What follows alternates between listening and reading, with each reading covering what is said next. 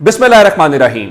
लाखों करोड़ों दुरूदो सलाम मोहम्मद मुस्तफ़ा सल्लल्लाहु अलैहि वसल्लम और आले मोहम्मद पर। मैं हूं उमर दराज गोंदल। बड़ी खबर, साल का पहला दिन है और साल के पहले दिन आज एक बड़ा इजलास जाती उमरा में बुलाया हुआ था नवाज शरीफ ने, और पूरी क़यादत को बुलाया हुआ था। इसहाक डार थे, शहबाज शरीफ थे, मरियम नवाज शरीफ थी, हमजा शहबाज अली खानदान तो होता ही होता है, और दीगर भी क़यादत को बुलाया हुआ था। लेकिन साल का पहला दिन है और सूरत हाल थोड़ी सी गंभीर है, और उसमें नवाज शरीफ को सलामी दी गई है। नवाज शरीफ को कैसी सलामी दी गई है कि चीखो पुकार शुरू हो गई है। मैं आगाज करना चाहता हूं सबसे पहले परवेज खटक के हवाले से, और परवेज खटक ने कहा है कि 8 फरवरी को इंतखाबात बहुत मुश्किल होंगे, यानी पहला सवालिया निशान है।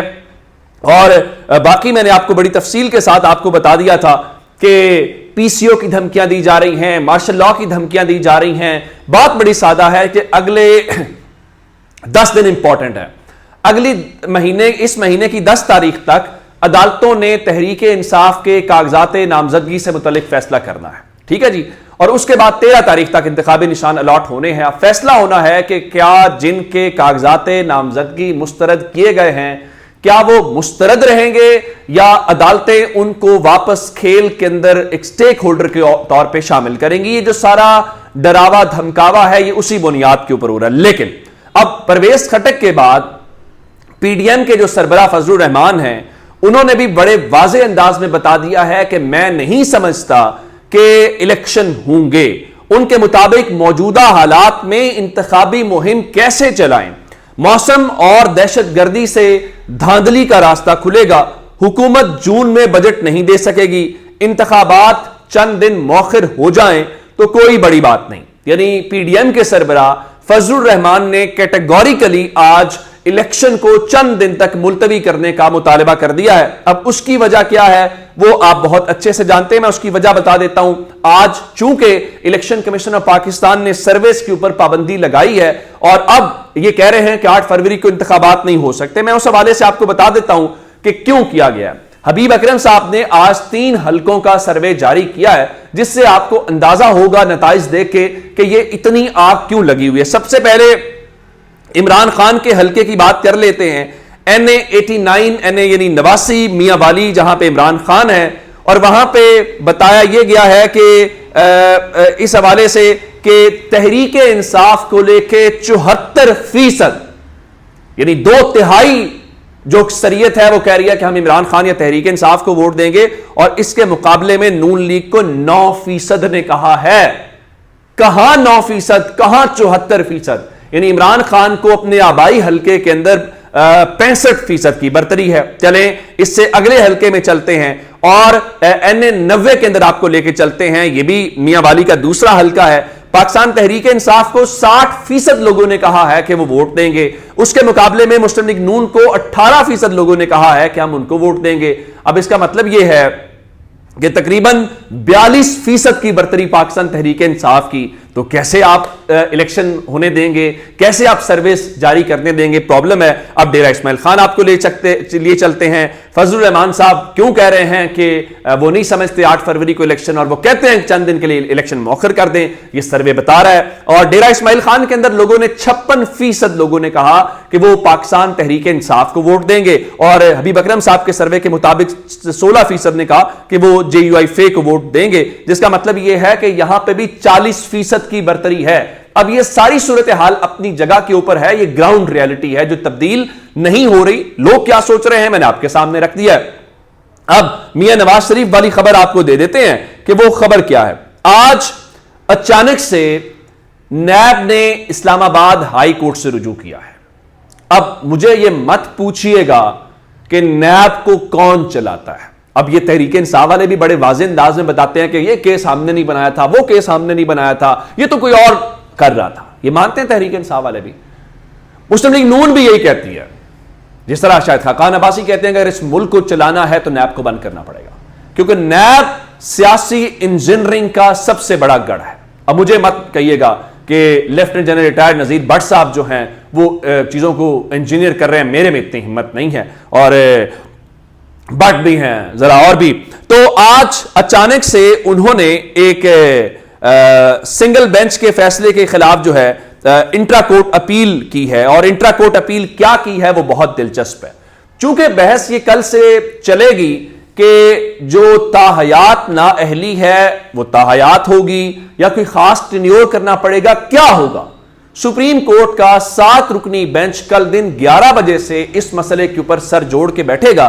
یہ الگ بات ہے کہ اس میں سینئر ججز کو شامل کیوں نہیں کیا گیا, جونیئر ججز کو شامل کر کے کہیں ہم خیال بینچ تو نہیں بنا. سوال اپنی جگہ کے اوپر موجود ہے. اب یہ نیب نے اچانک سے جو جاگا ہے, نیب نے کیا کیا, چونکہ نواز شریف بھی تاحیات نااہلی کو اس وقت بھگت رہے ہیں, تو نیب نے یہ کہا ہے کہ الیکشن لڑنے کے خلاف جو شخص نیب کی عدالت سے سزا یافتہ ہو اس کی نااہلی کی جو مدت ہے وہ, چونکہ یہ کہا گیا تھا کہ 5 سال ہے, تو اس سے پہلے ہوتا یہ تھا کہ نااہلی کی مدت 10 سال ہوتی تھی, تو اسلام آباد ہائی کورٹ کے سنگل بینچ نے اس نااہلی کی مدت کو 5 سال کر دیا تھا. تو اب اس حوالے سے انہوں نے باقاعدہ طور پہ عدالت سے رجوع کیا ہے اور کہا ہے کہ جناب انٹرا کورٹ اپیل کے اندر کہ جو سنگل بینچ کا 5 سال کی سزا کرنے والا فیصلہ ہے اس کو معطل کیا جائے اور اس نااہلی کی مدت کو 10 سال کے لیے بحال کر دیا جائے.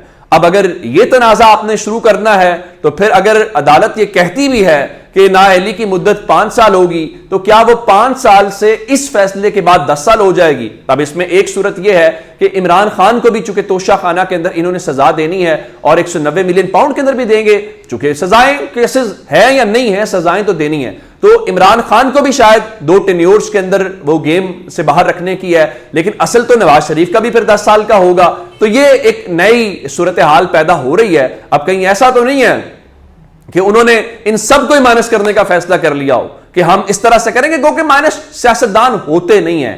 یاد رکھیے گا, سیاستدان عدالتی فیصلوں سے مائنس نہیں ہوتے, سیاستدان سیاست کے فیصلوں سے اور عوام کی عدالت کے فیصلوں سے ہی مائنس ہوتے ہیں. یہ پاکستان کی تاریخ کا اور پاکستان کی سیاسی جو ہمیں چیزیں ہیں اس کا ہوتا ہے. کوئی نہیں ماننا چاہتا وہ نہ مانے, کوئی اپنی مرضی چلانا چاہتا ہے وہ چلا لے, اس سے ہم کوئی بحث نہیں کر رہے, لیکن جو حقیقت ہے وہ اپنی جگہ کے اوپر موجود ہے.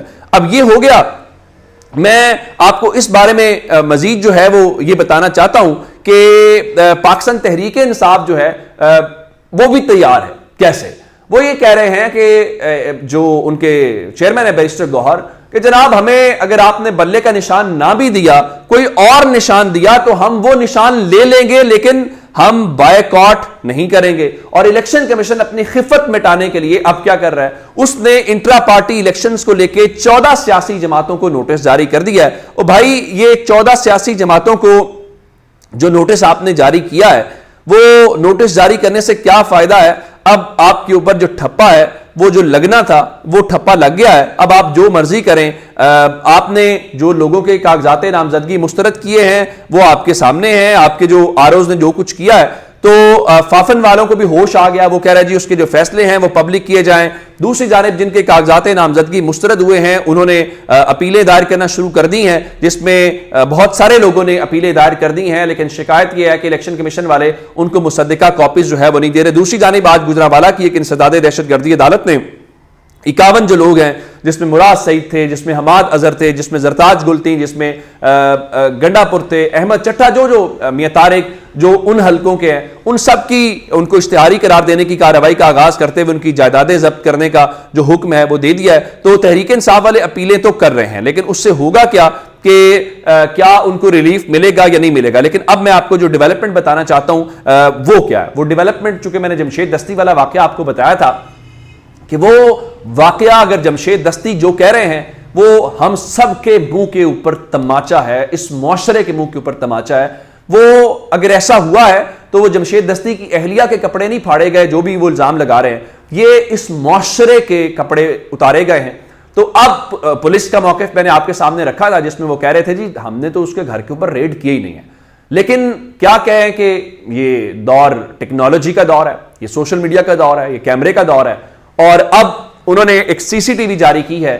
یہ 3 منٹ اور 28 سیکنڈ کی ایک سی سی ٹی وی فوٹیج ہے جس میں یہ دعویٰ کیا جا رہا ہے کہ یہ جمشید دستی کا گھر ہے، اور جمشید دستی کے گھر کے باہر رات کو اس فوٹیج کے اندر مبینہ طور پہ یہ دیکھا جا سکتا ہے، اگر یہ ان کے گھر کی ہے اور یہ واقعتاً اسی دن یعنی اسی رات کی ہے جس کا وہ کلیم کر رہے ہیں، تو اس کے اندر دیکھا جا سکتا ہے کہ پولیس اہلکار وہاں پہ موجود ہیں۔ اب ظاہر ہے یہ اسٹیبلش انہوں نے کرنا ہے کہ اسی دن کی ہے، اسی رات کی ہے، اسی دن چھاپا پڑا ہے، سب کچھ ہوا ہے۔ تو میرے خیال سے اب اس کے اندر نیا ٹویسٹ آ گیا ہے، اور جو پولیس موقف دے رہی ہے اس پولیس والے موقف کے بعد صورتحال، اور دیکھیں پولیس تو یہ لاہور میں 6 ڈاکو کے نام کے اوپر لوگ پھڑکا دیے، میڈیا نے چوں چرا بھی نہیں کی اور وہ ڈکار مار گئے۔